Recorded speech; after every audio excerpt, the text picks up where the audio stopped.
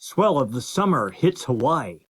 I am Mark Sponsler, and welcome to the Stormsurf Video Surf Forecast for the week starting Sunday, August 10th.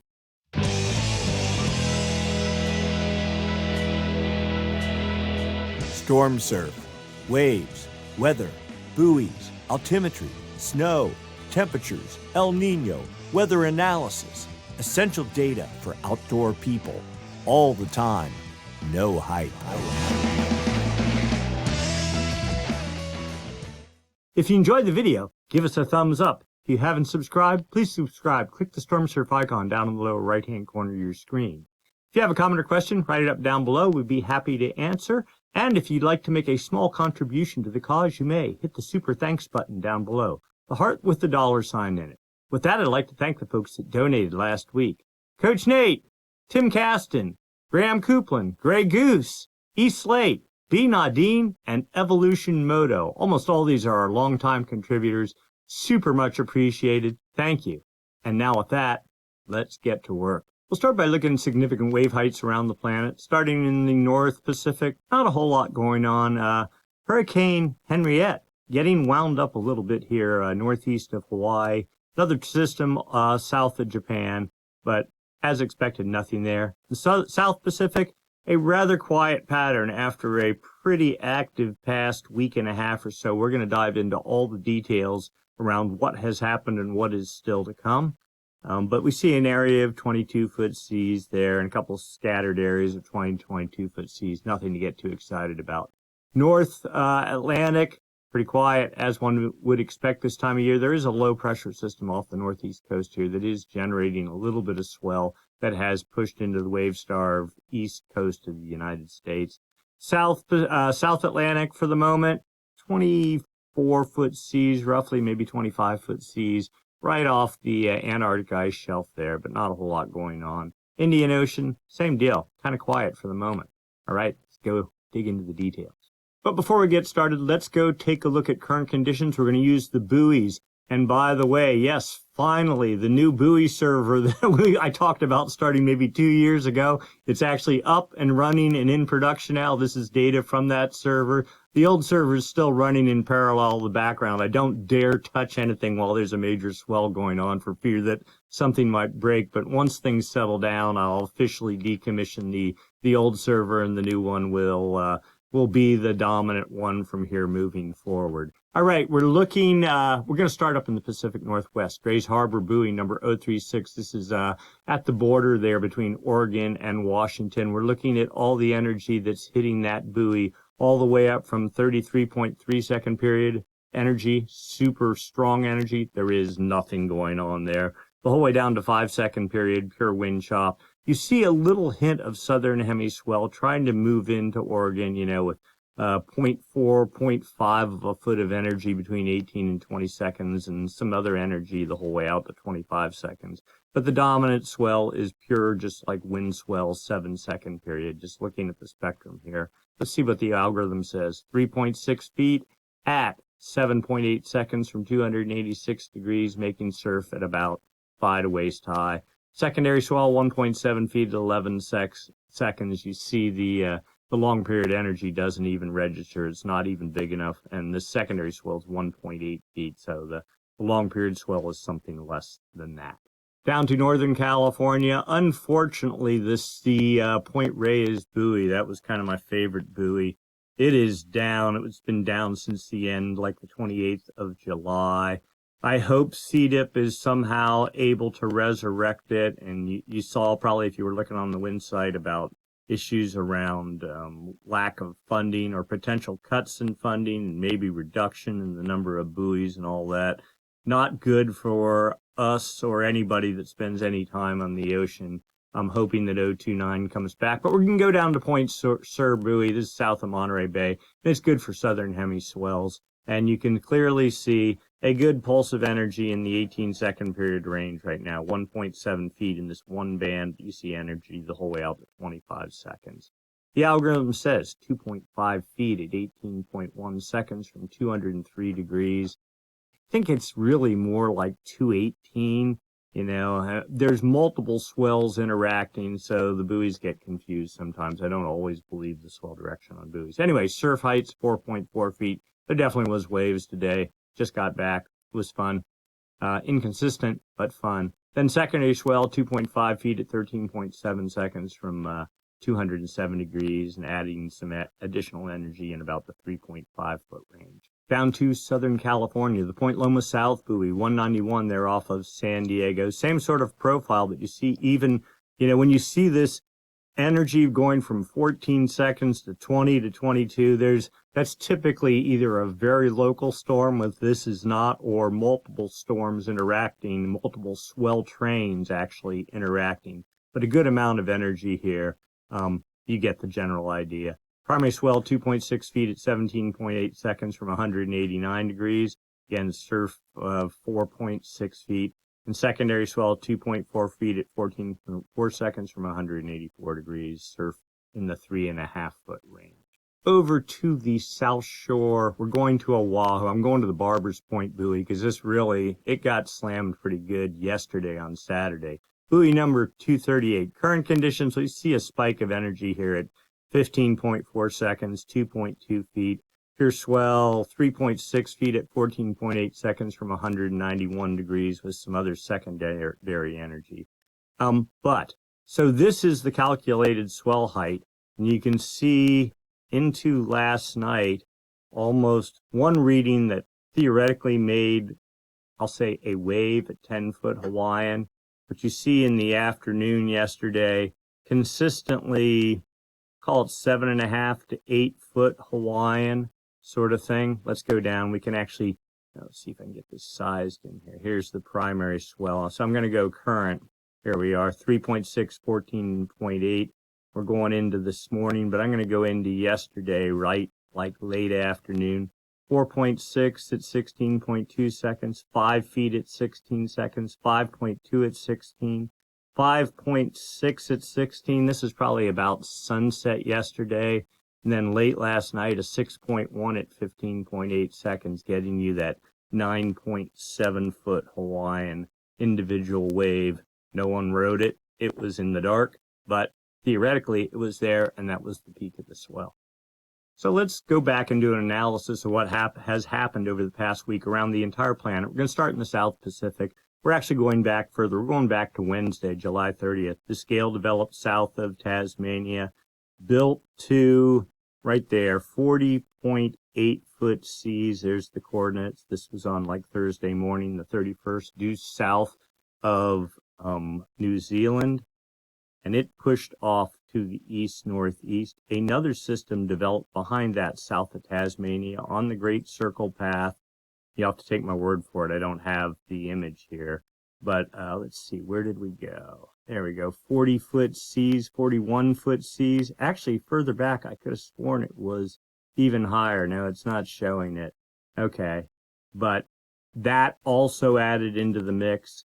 And then residual energy from all that developed right here on Sunday, a week ago, pretty much while we were building last week's video. Seas 30.9 feet. That was about it. But the fetch aimed due north, directly at Hawaii, hence making a rather large swell in the Hawaiian Islands. We're going to get into a little bit deeper analysis of that. Swell energy also coming towards California, but you see Polynesia and all that right here, and that swell relative to California is going to be pretty well filtered by that. So Hawaii is going to get for sure the lion's share of this, and California something else. Anyway, now we're going into Tuesday, Wednesday, Thursday of last week. Nary a drop really happened. There's this one little gale here with 20, 22, 24, 25 foot seas, barely 26 feet. Yeah, some little dribble swell show up from that about a week from now.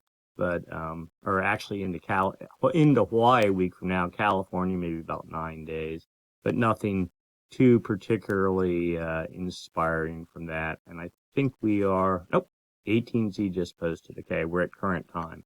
So, and that's that. Now, over the past week, here is the North Pacific gale activity off of Japan, that little gale there. And also, this is Henriette, tropical storm Henriette. I don't It never got more than tropical storm strength. I don't think it really produced any meaningful swell for California. Here we are, Monday, Tuesday, Wednesday. Actually, I lied. That's not Henriette. That was another one behind that that did make wind swell for Hawaii. Here's Henriette here. Pushed its way or her way across the Pacific into Friday, Saturday, and now here we are Sunday. And when we go to the 18Z, is it there? Yes, it is. You notice it's starting to intensify. And that there is swell supposed to push into east-facing shores here. I mean, we're talking minimal wind swell, but now it's starting to develop. And we'll get into that a little bit more in a second, but just keep that in mind. For the North Atlantic over the past week, there was this little gale thing. I think it was even a tropical low at one point off the U.S. Northeast coast, producing fetch like 20, maybe 25 knot winds pushing down here. I think a little bit of swell did ultimately result for the U.S. East Coast, but now you see building. I don't know whether it's tropical or not. I haven't even looked. Probably extra tropical, my guess, seeing how it's recurving. That's typically the way this works. Pushing towards Europe. Sunday, here we are, the current run. It's all but gone, but wind swell probably likely for most of Europe from this.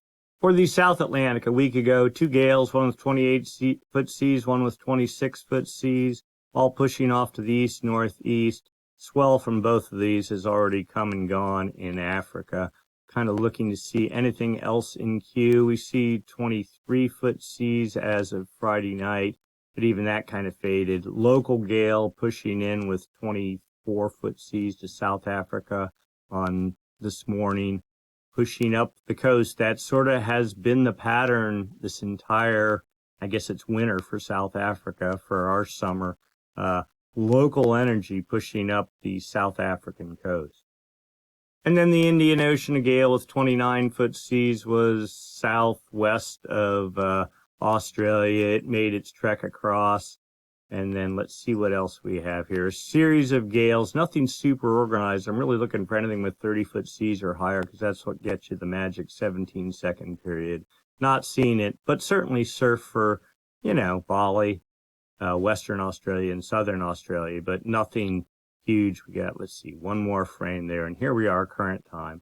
There's something happening, but nothing too particularly exciting. It seems like the focus for one time has finally been the South Pacific. So I got a request to show the Great Circle Paths. This is a Hindcast going back, and I'm focusing, there we go, on Hawaii.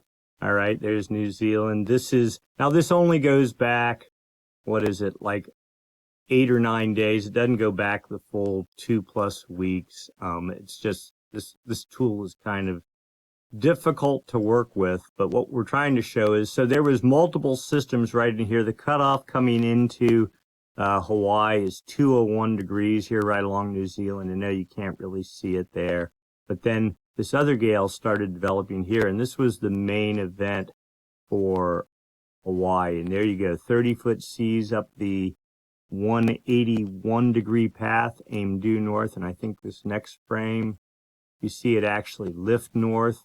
We'll do that one more time. That's about it. 28-foot seas, and this was into Monday, the 4th of August. And then it sort of simmered there and faded out. Now let's go through the same thing, but we're going to do it relative to California. And how far back can we go? That was about it. Okay, we're going to get rid of Hawaii, and we'll just I'll pick Southern California. All right, so you see, the Great Circle Paths from Southern California work their way a lot further into the Indian Ocean than Hawaii. So anything down here that's running due out of the east, energy from that works its way into Southern California. That's actually the swell that is hitting right now in Southern and North California. There's one system back here, and then this system here, and this is, well, the cutoff up here is, I can't even read it, but I think it's about 222 degrees. This is the 218 degree path here.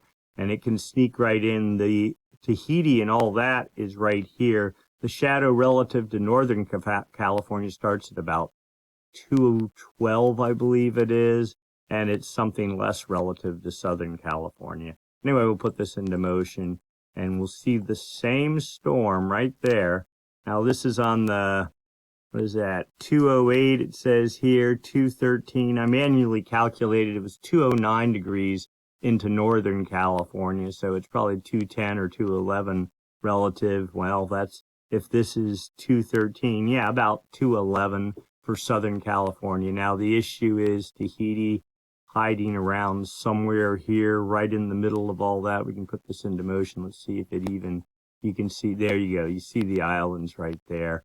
So they will have an effect on the swell. You can see it just grinding it right out there. So whatever, I'm going to show you what happened in Hawaii. Do not expect that relative to California. I'll just roll this the whole way out. You can see there's the blockage right there. You get the idea. And then in conjunction with all that, yesterday, you all had to ask for swell period Hindcasts going back. So I had all the data was sitting on the server. All I had to do was basically shove it up to the main web server and then build a little interface so you guys could see it. You can see it now. In fact, I have the new swell period Hindcasts on the wave model page. This is the wave model page. You can just click here on the top anywhere on stormsurf.com. You get to this page.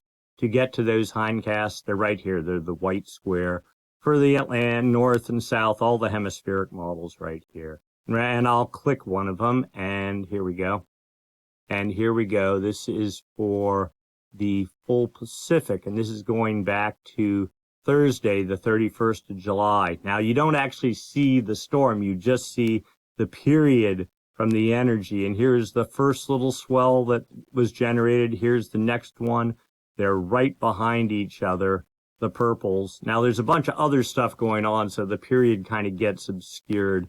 And then there was that other system, I don't remember when it was, Monday or Tuesday, developed somewhere right along in here and created, there you go, yet more swell. So 1, 2, 3, all bound up in this bunch. And where's Hawaii? I've got my eye on it right there. First little bit of energy started showing up on Thursday, built Friday, and then the peak was on Saturday. Somewhere, where is it? Right around in here. And that red is 16-second period. And that's exactly what we saw on the buoys. So that was the peak of it. Now you see the energy radiating into California on Sunday. Probably the biggest size is hiding back somewhere in here.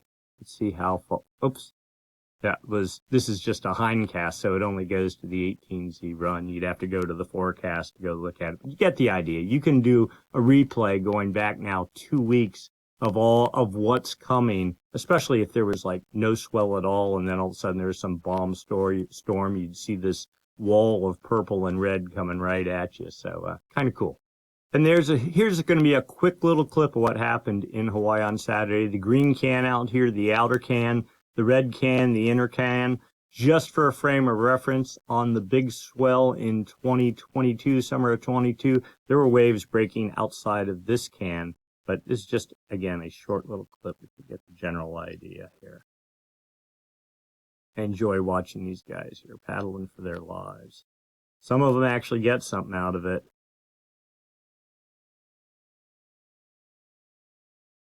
You know, double overhead plus. Way over in the channel, then they all get taken out. It breaks outside the green can. Oh, somebody sneaks through. Yeah, that was just some, one of the more dramatic sets, but it was pretty much going on. All right, with that, let's go take a look at the forecast. What is to come? We're going to start by looking at Jetstream level winds. These winds up about 30,000 feet help support the formation of gales. When those gales form, help direct their track. We're looking for a trough, a push in the jet to the north in the southern branch. Here's the northern branch. Here's the southern branch. New Zealand there, Australia over here, Chile, Peru. You get the general idea. When you get a trough, the jet pushes to the north. That helps create a clockwise flow aloft. That also manifests itself down on the ocean surface. That is the hallmark of low pressure. And of course, if you have low pressure, if it's strong enough, it generates winds. Those winds get traction on the ocean surface, generate seas. As the seas radiate or propagate away from the fetch area, the lesser period elements of those seas fade off, exposing longer period swell, and longer period swell, when it hits your beach, makes surf. And I had a discussion in the water with some of the guys that I surf with, and the one question was, well, you know, why the longer period stuff first? You know, and the answer pretty straightforward. Longer period waves move a lot faster. They have the most energy, so they jump out in front, right? And so the longer period elements of the swell is first, okay, maybe not with a lot of size, and the more size comes as the period starts dropping off, but you literally do the math on how fast waves travel. Each set, the first set hits, and let's say it's 20 seconds, the next set, 15 minutes later, the hits is 19.95 seconds. The next set after that, 19.9, roughly speaking. So each set, as the swell progresses, a little bit shorter in period, a little bit less energy, but somewhere in that run between the 20 and 15 seconds, depending on how high the seas are, there's a sweet spot where you have the most size and the most period, which generates the biggest sweet spot in the swell itself. You know, everyone wants to know, when's the 2-hour window that I should go surfing, and when will it be best? Well, of course, there's that issue. Of course, there's always tides and winds and swell direction, all that kind of stuff, but you get the general idea. All right, so we're looking at jet stream level winds. We're looking at a trough. We'll put this into motion. There, this trough continues as we get into Monday. Now, wind's not very strong pushing up into it, but you get the sense, here comes some more wind. What is that, about 120 knots on Tuesday? And there is some sort of hope for some low pressure development there. That continues on. It fades out. Another trough theoretically building on Friday with, what is that, 150, maybe even 160 knot winds. That actually looks a little bit better, but kind of pinched off too, and most of this energy just sweeping due east. It really needs to like lift up to the north and have some space between it to get that circulation really going. So here we are Saturday. That trough basically pinches off, and then we're into 180 hours out, pretty much a split flow. You end up with high pressure in between the two branches of the jet stream, and that does nothing for producing swell. The jet stream line here at about 63 south, and that's about where the Antarctic ice starts, so no real support for gale development looking a week out. But the jet stream does not actually produce surf. It is sort of the foundation of the house. It takes winds blowing on the ocean surface to actually impart energy to the ocean and make seas. So here we are looking at surface level pressure, surface winds. We're looking for winds. We see a little area 35 knot winds. We see some sort of a low here trying to fall south, and it does that. And here we go. As we get into Monday afternoon, there's 45 knot winds aimed to the north. Now, this is kind of an interesting system because it looks great, but all that the wind over here is aimed at Antarctica. You have to have winds aimed at your beach, but the whole this is another kind of a complex gale is falling south. You can literally see the fetch dropping this way. Still, 45, that's 50 knot winds. The thought is, yes, that seems like potentially we could get some surf out of that. We'll take that. 35 knot winds, that's only a 13-second period swell. That wouldn't do anything. It wouldn't even survive the journey. Then we see another gale developing here, and we know there's a trough, and that's 45 knot winds, not over a very large area. Now, see, you saw all that 35 knot winds here, and Tahiti's right here. So, yes, for sure, Tahiti will get swell.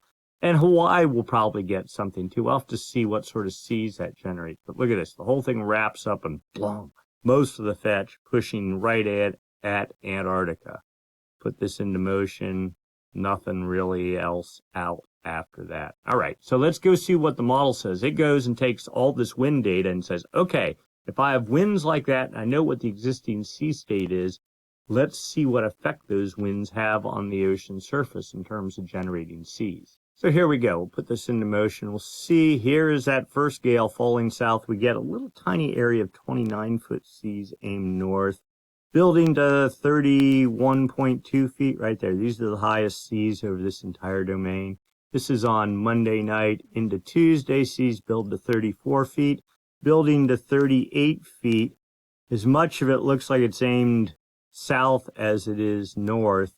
And then you see, 41-foot seas, but you can pick up a little arrow there. It's all aimed south. I would say very little of that energy, that peak energy there, is going to be pushing north. But potentially some swell should result from that. Rideable at this point will probably be better than nothing at all. We'll roll this out. Now here's this next system targeting Tahiti pretty well. 28-foot seas, you get 15, 16 second period swell from that. So Hawaii will probably see something as well.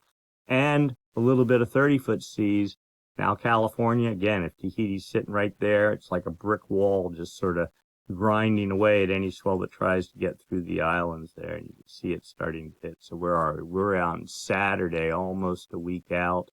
A little bit of it pushes east of the Tahitian swell shadow. So there is a little bit of hope there. But again, this is a model going out a week. I don't know if I believe any of that yet. And there we are a week out. So you see a definitely much quieter pattern than what is occurring or what is in the water right now. For the North Pacific, here is Henriette here, northeast of the Hawaiian Islands, starting to build. Okay, I'm going to just zip right over here. Here's the National Hurricane Center, official forecast positions and all that. All I'm doing is looking at the wind speed. 70 knots as of right now. That's much higher than what was actually forecast. 80, 90, forecast to 90 knots 24 hours from now. That's 105 miles per hour roughly, and then fading from there. All right, now let's go back to the wave model. So 24 hours from now, and watch the motion on this system. Heading almost due north, northwest, counterclockwise circulation. The winds would have to be out of the north, pushing at the Hawaiian Islands to generate swell. I don't think that's going to happen. I think most of the fetch is over here on the east side of the storm, targeting somewhere up in this region.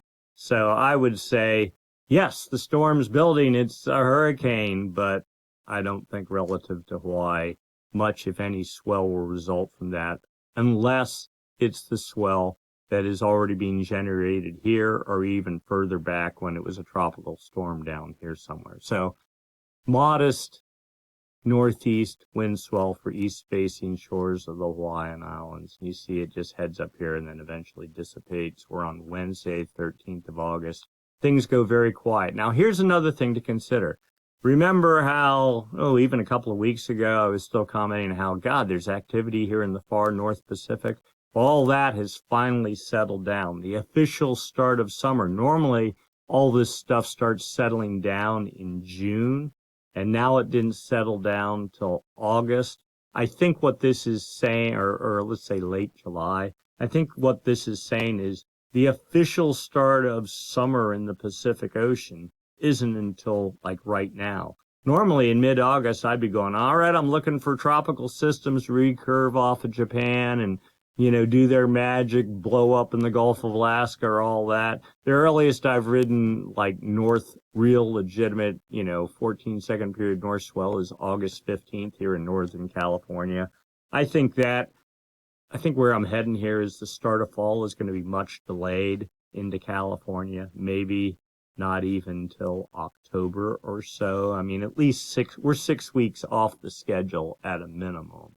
So, and again, springtime. How long has springtime held on in north of Point Conception with just June gloom and nuking northwest winds? And, you've heard it all before. So I'm thinking we're in a delayed season sort of setup, and that is pretty typical of like a default La Nina state in the Pacific Ocean. So just consider that. I'll run this out here to the end. And nothing else after that. All right, the forecast for the North Atlantic. Low pressure here hanging off the northeast Atlantic coast. Actually has produced some swell pushing down, I think even down into Florida. Saw some posts from some buddies, even middle of the week, something like that. Hey, there's finally waves. They've been suffering. It's been bad. So then there's this other tropical system. Let's see what this does. Thursday, Friday, Saturday. This looks like a full-on legit solid hurricane. Again, we're already 132 hours out. How good is the GFS? I don't know. But that certainly looks like capable of producing swell for our friends in the East that certainly deserve it. And you see, I've looked at various longer range model runs. None of this looks like it's really going to slam in, like the storm itself would slam into the East Coast. But certainly swell from it is possible. Keep your eyes posted, especially if you're heading out that direction. All right, significant wave height forecast for the South Atlantic. We'll put this into motion. Looking for seas greater than 30 feet, somewhere in this range relative to Africa. Not seeing it at the moment. I'm out 120 hours. There we go. What do we have? 35-foot seas forecast almost a week from now, Saturday, the 16th of August. And falling southeast rather than just tracking due off to the east. Put this out into motion. There we go. Last run of the model. Last frame of the model. And so things quieting down a little bit for South Africa. Then finally, the Indian Ocean into motion. Let's see if we get anything of interest going on here. Little tiny gale, 28-foot seas. Another one with 26 or 27-foot seas. Building to 35 feet on Thursday, Friday. There we go. 37 feet. That certainly would make some longer periods. Well, you see all this additional energy. So that would target, the Mentawais, the Bali area, Indonesia, Western Australia, and Southern Australia. We'll run this on out. It fades out then as we get into Saturday. Secondary energy with 34-foot seas. And here we go, another little one with 34-foot. I think that really looks, I'll say 35-foot seas. So activity, nothing off the charts, but certainly, 17 and 18 second period energy targeting all the usual spots in the Indian Ocean. Wind forecast for the California coast and the Hawaiian Islands. There's Henriette right there. There's the Hawaiian Islands. There is the standard Aleutian high pressure system in the summer months. Winds 25 to 30 knots off of Cape Mendocino, but a very light wind regime along the California coast. That's Point Conception, San Francisco, Southern California, of course, always protected by the Channel Islands. We get into Monday, light wind regime for California, trades 10 knots, almost southeast trades. There's Henriette getting stronger, but racing off to the northeast. Get into Tuesday, still real no winds, 10, barely 15 knots there for Central California. Trades 10 plus knots for the Hawaiian Islands. Wednesday, still pretty light wind regime for California. High pressure sort of staying off to the north. Trades east-northeast, 10 knots or so for the Hawaiian Islands. Then we get into Thursday, the northwest. Here comes high pressure pushing into the coast, creating a pressure gradient, starting to make northwest winds. That'll interfere with whatever leftover southern hemiswell is hitting California. Trades 10 knots for the Hawaiian Islands. Friday, and here you go. The wind machine cranks up again. Actually low pressure in the Gulf of Alaska. And, wind swell for California as we get into Saturday. Trades pretty much normal, 10, 15 knots for the Hawaiian Islands. Saturday, this thing actually looks like it could make some northwest. I'll call it wind swell for Oregon and the Pacific Northwest, which might be good. They haven't had a whole lot this summer. And then we get into Sunday, we'll take it out 180 hours. Lighter winds, there you go, like 10 knots, 15 knots. Trades pretty much standard drill for the Hawaiian Islands. For anyone on the Pacific Crest Trail, this is the temperature forecast for the intersection of the Pacific Crest Trail and Tioga Pass Road there in Yosemite. Elevation where they intersect about 8,700 feet. There's a little bit old data from Friday, but you get the general trend here. I'll call it 65 degrees sort of thing into about midweek, and then it looks like temperatures start to drop off into the 50 to 60 degree range, if even that. I was up there a week ago, something like that. There was frost on the ground 2 mornings. Almost ice crystals in the water filter. Thankfully it wasn't. We didn't get sick, so that's good. But, it's definitely what I would say colder than normal for that elevation. We were up at around 10,000 feet, and definitely colder. Surf spot forecast for the Columbia River area, intersection of Oregon and Washington. Surf heights 6 feet on Monday, fading to 5 feet, going almost flat into like Thursday sort of thing, and then coming up into the 3.5 foot range for the weekend. My guess is most of this is wind swell. Also notice south winds here. That's kind of unusual this time of year. That must be a cold front pushing in into Friday, Saturday even sort of thing. Now let's take a look at the swell height. 6 feet at 10 seconds. This would be on like Monday.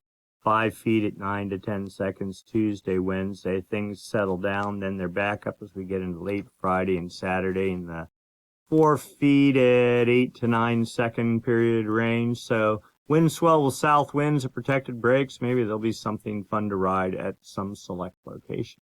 All right, Santa Cruz. Now, the question is, how big will the southern hemi swell get? We saw, 12, 15-foot faces or something at Ala Moana 2 days ago. Yes, it's coming right to California. No. Again, Tahiti going to have a significant impact. The other thing is all the energy, the storm itself was focused razor sharp on the Hawaiian Islands and lifting due north up towards the Hawaiian Islands, not so well at California. Still, surf heights, according to this, Monday, 3 to 4 feet in the afternoon, holding into Tuesday, and then dropping down from there. Now, this doesn't account for any bathymetric enhancement or any of that, so you can maybe add another 1.5 or 2 on top of this. And we see some other activity on Friday in the 3 to 4 foot range. Let's go take a look. Swell sizes, 2 feet at 15 to 16, so 2.5 feet at 15 to 16 seconds. Pretty much consistent the whole way through into Thursday. Wind swell takes over, but the southern hemi swell will still be there even into Friday morning, I believe, though it'll probably be pretty trashed by wind swell, and then we get into the weekend. There, this is the tail end of all the swell, 1.3 feet at 13 seconds here. So it stretches over this entire time frame. So if you have a good protected spot and you say, oh, I don't, if it's thigh high, I'm happy, you'll be good this entire week. Southern California, Dana Point, surf heights, says 3 feet. That seems a little bit on the low side. And then there's some wind swell interaction thing going there. But the general trend, heading down, biggest peak like Monday afternoon sort of thing. Swell heights, 2. Now, this isn't showing it. Northern California said 2.5 feet. Southern California says 2 feet. The model does, this is just pure data off the model. Some of this doesn't make sense. I personally believe Southern California will be more up in the 5 foot range, actual wave faces without any swell bathymetric enhancement. So maybe 2 feet overhead. And these swell heights are definitely on the low side. But you can see the swell continuing the whole way into next weekend. Sure, it's down to 1 foot at 14 seconds, but this is all a steady run of swell. Oahu, South Shore, all right, Sunday, well, it says 5 feet, but that's 5 foot Hawaiian, so make it 3 feet overhead or something like that. Okay, maybe even bigger. But the trend definitely downward. By Wednesday, things are pretty much dropping out. You see your trades here, not too bad until you get into later in next weekend. Swell heights, 3.7 feet at 14.8 seconds as of theoretically this morning. Slowly working their way down into the 2 foot range at 13 seconds on Tuesday. Then Wednesday pretty much out, and then it's back to the regular drill. Back to work, I guess. Jeffreys Bay, local swell. We saw that on the models. A whole bunch of local gale just like right up alongside the coast. So sure, 20-foot surf? Probably not. That's more like a sea state, I would guess. But anyway, it sort of settles down in the 10 to 11 to 12-foot range sort of thing on Tuesday. Heading down from there. And let's see if we saw the winds here. Was that west winds at 30-plus knots? So yeah, local gale. Anyway, and then slowly dribbling off as we get to the end of the frame here. Swell heights, 22 feet at 13 seconds, dropping down. Another little pulse comes in around 9. almost 10 feet at 13 seconds. Another little pulse, 7 feet at 13 seconds. And then wind swell after that.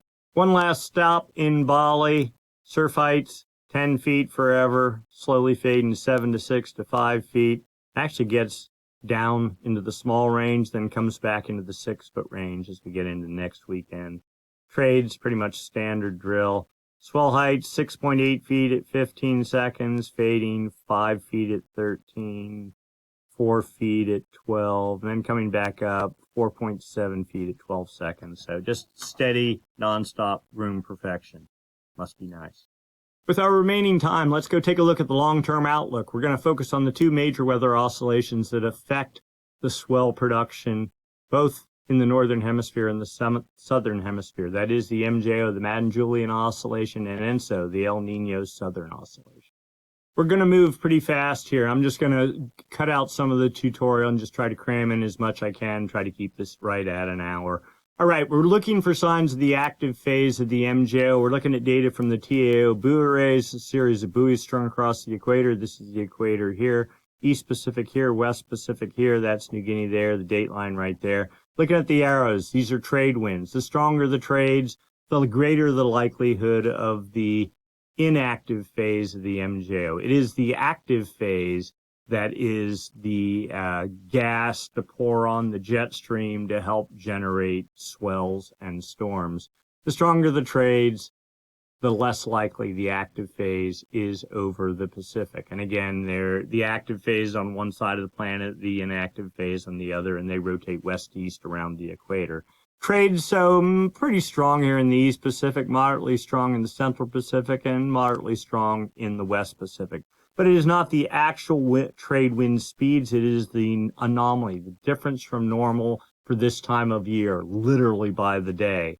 And for here, in like a 30-year average of the 9th of August, what are the actual wind speeds? And then compare that to what is happening today. And what we see is the trades are blowing a little bit stronger out of the east than normal.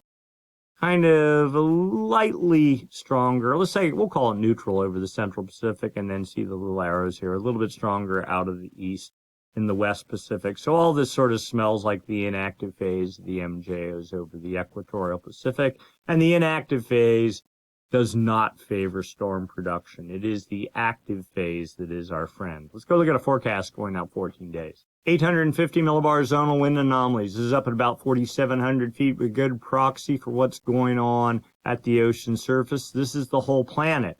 Dateline is right in the middle here.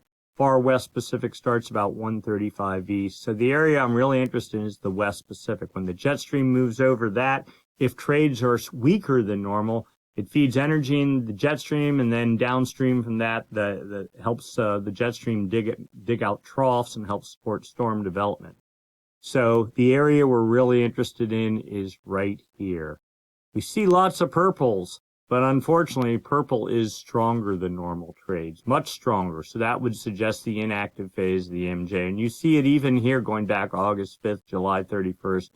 We've had the blues, stronger than normal trades. So this looks like the inactive phase of the MJO, and as we get about, these are 5 days increments, so a week from now, they're supposed to really start blowing over the dateline. At the same time, westerly anomalies, the active phase of the MJO is supposed to be building over the maritime continent and theoretically making a little headway into the West Pacific, about halfway across the main area, the Kelvin wave generation area. So all hope is not lost, but we do have to wait about 10 days before we get there, and I don't believe a model going out a week, much less 10 days. So I'll keep my eye on this, though. The model has consistently been suggesting this west wind buildup in the West Pacific. So, and hey, if we are in the inactive phase now, and we have surf, you know, this is not a one-to-one correlation. It's a generalized tendency, a statistical probability curve,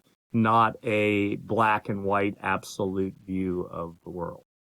The outgoing long wave radiation forecast. All this means cloud cover, more cloud cover. The active phase of the MJO creates more cloud cover. The inactive phase, because it's like a high pressure system, just clears out the clouds, cloud-free sky. The yellows are cloud-free skies. Oh, South America, Central America, New Guinea, equator right there, dateline right there. So this suggests, as we suspected from the previous charts, inactive phase of the MJO is in control of the West Pacific, though the statistic model suggests it fading 5 days from now and going completely neutral over 10 days and 15 days out. That's in complete opposite to what we just saw from the GFS wind model. Then here is the GEFS model, and it suggests no, inactive phase building 10 days out, then finally withering. And here's our active phase over India, I guess you'd call it, and then building into the maritime continent. That'd be right in this area 2 weeks from now. Here's the CFS model going out a month. Again, same thing. The blues, easterly anomalies, inactive. It actually has the MJO here. The black contour would be active, the dotted contour inactive. So here we are, easterly, dateline right there. Far West Pacific starts here, 135 east. So the main area we're focused in is right here. You can see the blues, easterly anomalies. It doesn't have a dotted inactive contour, but I would say it's pretty safe to say we probably are in some flavor of the inactive contour. But then this model too shows easterly anomalies pulling back to halfway across the Kelvin wave generation area out a month, with westerly anomalies. What's the red? An equatorial Rossby wave. So there's other things other than the MJO that can affect or at least the trade wind pattern, though the MJO seems to be the strongest influencer. This isn't Instagram, but with not that kind of influencer. But anyway, you see this general pattern of neutral to westerly anomalies building in the West Pacific starting about 2 weeks out. So that's pretty consistent with the GFS model. And then finally, the CFS model going out 3 months. As some of you have commented, I don't believe a model going out 3 months, and you are absolutely correct in being skeptical about that. But you know, sometimes you need some hope, and this model does that for at least for me on occasion. All right, dateline right here.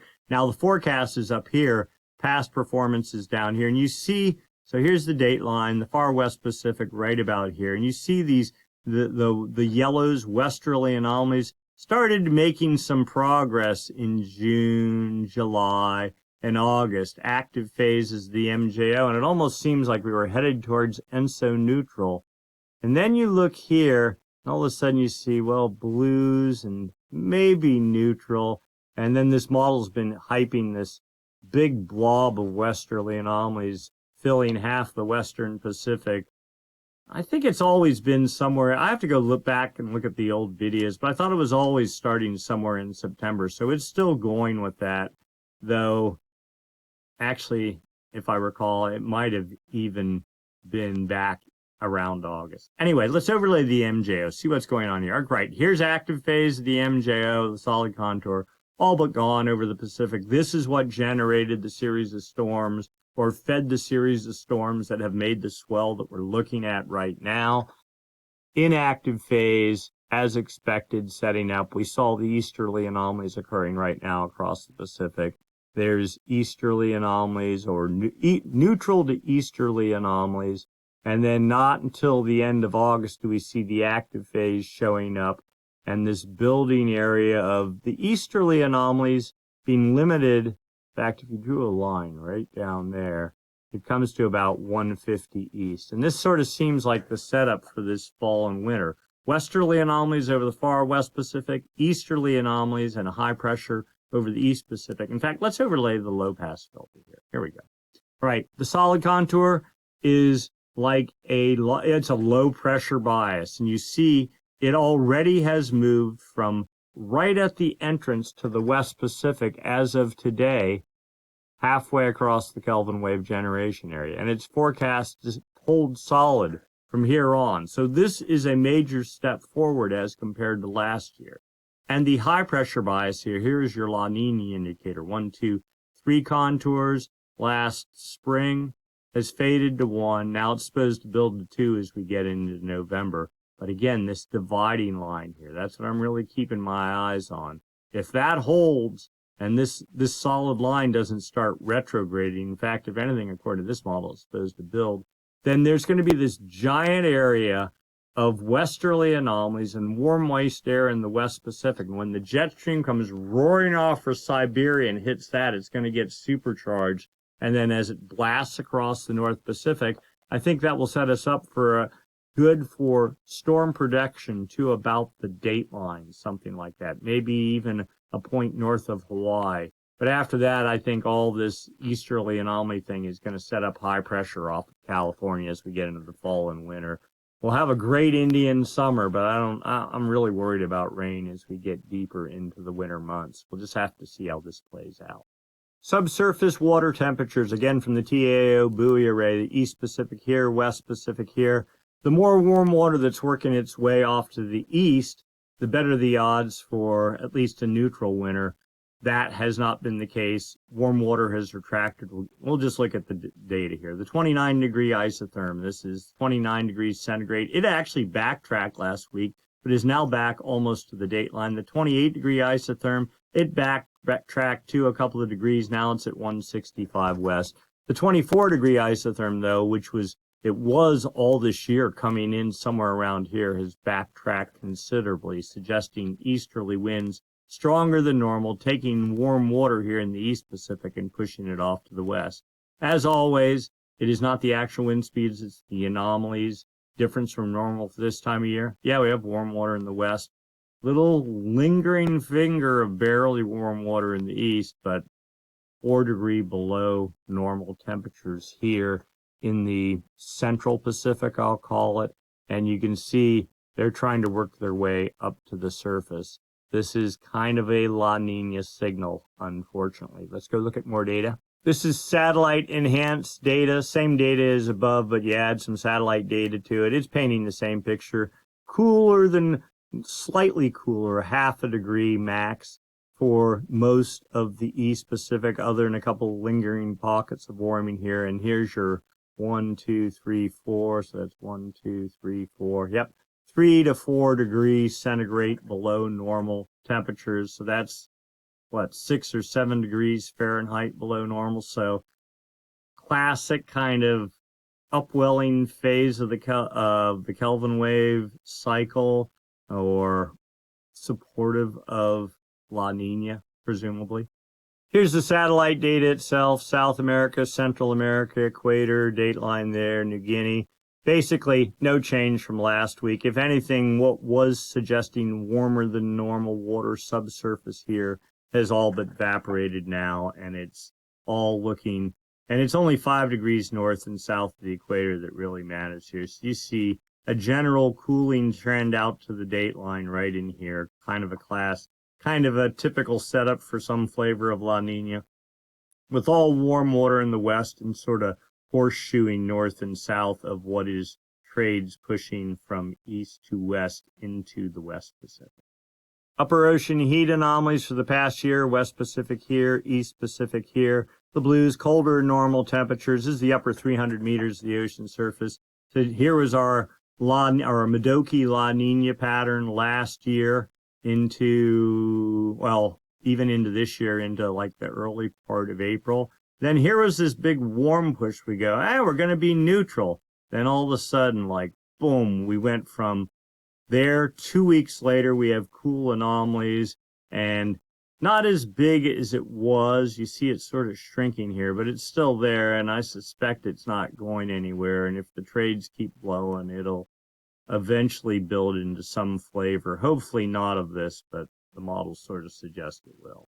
Sea surface temperature anomalies the standard way. South America, Australia, New Guinea, equator there, dateline right there. You see there's warmer anomalies here off of Ecuador in that area. But here is our cool pool, the official El Nino monitoring region, right here from 5 degrees north to 5 degrees south, from really it's 170 to 120 right there. And you see cooler anomalies, a little bit of neutral, but not really any warming in this area. The trend for the past 7 days just gives you sort of a feel, well, blue, blue, blue, blue. Cooling temperatures in this area, though the official El Nino monitoring region is more out in here. little bit of cooling, but not too bad for the, for the Nino 3.4 region, but for Nino 1.2, looks like things are cooling down. Again, that feeling that trades are stronger than normal, pressure is higher than normal, all that suggesting maybe some flavor of La Nina trying to develop. Here's an alternate sea surface temperature anomaly chart using a different way of doing it, but it suggests the whole Nino 3.4 region, even worse, is cooler than what the other chart was showing, though it still shows the warming here in the tropics.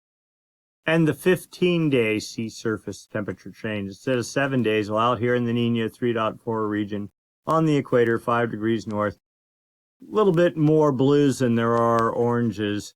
So cool, generalized cooling here, but probably a breaking about even over here in the Nino 1.2 region. Here's the sea surface temperature trend in the Nino 1.2 region. Again, that's the area by the Galapagos and Ecuador. Temperature's up some, 294 thousandths of a degree above normal. Okay, so that's actually a bit of a good sign. Let's go look at the Nino 3.4 region. Kind of up, holding, but still 488 thousandths of a degree below normal, half a degree below normal. So in this region, half a degree above to half a degree below is considered normal. So we're on the hairy lowest edge by like, what is it? 12 thousandths of a degree away from being cooler than normal, but basically still normal, though on the cool side. The Southern Oscillation Index. So this is the difference in pressure between Darwin and Tahiti. Darwin in the Indian Ocean, Tahiti in the Pacific. When pressure is lower in Tahiti, the index goes negative, which it is today, minus 14.51. But yesterday it was dead even. And you can kind of look back here and go, well, let's look over the whole month. And it's been generally positive, suggesting higher pressure in the Pacific than what I'd call normal. 30-day average, there's a lot of variation day to day. This still, the MJO shows up in this, the value plus 4.53. Where were we a month ago? Plus 1.63. It seems like pressure is building in the Pacific according to this. The 90-day average, that's like your El Nino, La Nina indicator, 3.61. Where were we a month ago? 1. Yeah, so you see generalized weak rising pressure in the Pacific. Let's look at this on a graph. Okay, so here we go. The Bureau of Meteorology in Australia says +7 to -7 is neutral. And here's our value. We're on the hairy edge of being neutral, just about like where we were on the water temperatures, which are on the hairy edge of low. But this suggests, so the upward spikes, the inactive phase, the MJO, the downward spikes, the active phase. This suggests, we're kind of hanging. I mean, this was our Modoki La Nina last winter. Here we are now, dead neutral, though bordering on the high side, trying to slowly weasel into La Nina territory. And finally, the sea surface temperature forecast for the Nino 3.4 region, the official El Nino monitoring region from the CFS version 2 model.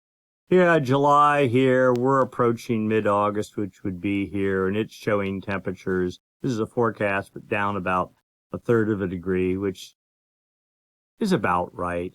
And it's showing the raw data, temperatures going down to 0.9 of a degree below normal. Again, the cutoff, half a degree below to half a degree above is neutral.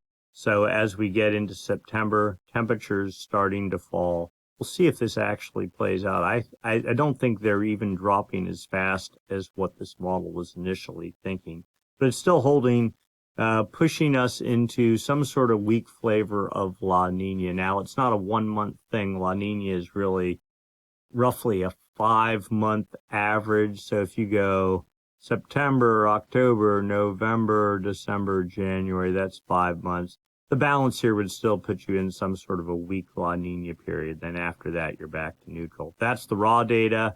The PDF corrected, not as bad, says same temperatures going down to 0.75 of a degree. And that's only for October to November to December to January. That's only for a 3-month period. So this wouldn't even officially be a La Nina if this is what plays out. So Little bit of debate. The consensus model comes out, what's today, the 10th? So we have, is it the 10th? Yes, it is the 10th. So another on the 19th or so. So about another, not next week's video, but the week after that, we'll see what all the other models say. This one seems to be the most aggressive of all of them. And that's why I tend to follow it. So we'll see. But for right now, Hawaii is through the peak of the swell, though there is still very solid swell hitting the Hawaiian Islands. The leading edge of the swell should be pushing into California tonight, tomorrow, something like that, and continue on solid swell for like Monday, Tuesday, Wednesday, and then things start fading off, but rideable maybe even into late Friday, early Saturday sort of thing. After that, I think things are going to get much quieter. Yeah, there are some things on the chart, small swells, nothing even close to what we've been seeing. And relative to Hawaii, I think what Hawaii just got is the most they're going to see for, that is it for the summer. I call this the first significant class southern hemi swell of this entire summer. Normally, I think my average is like 5 of those, not that big in Hawaii, but it's between Hawaii and California, five significant class southern hemi swells, and this will be the first for Hawaii. It'll barely make the grade for California, and after that, I don't know. And then we're still waiting for fall to start, but what I talked about earlier, I think it's going to be a late start, and we'll see. Maybe we'll get lucky and just keep the southern hemi swell will just keep running until the North Pacific decides to wake up. But I suspect there's going to be some sort of a dead zone. Normally, the July is the dead zone. I think the dead zone is going to happen now, maybe late August into September, something like that. I guess we'll see. Looking longer term, some flavor of Modoki, La Nina again. Not unexpected. We had an El Nino just a couple of years ago, so it would not be surprising to sort of persist in some weak La Nina. If it's as weak as it was last winter, that wouldn't be too bad. The rainfall thing, I'm still worried about, but we'll see. It's a little bit early to tell. We are out of the spring unpredictability barrier now, but we'll give it another month, let's say. Other than that, I think that's it. If you enjoyed the video, give us a thumbs up. If you haven't subscribed, please subscribe. Click the Stormsurf icon down in the lower right-hand corner of your screen.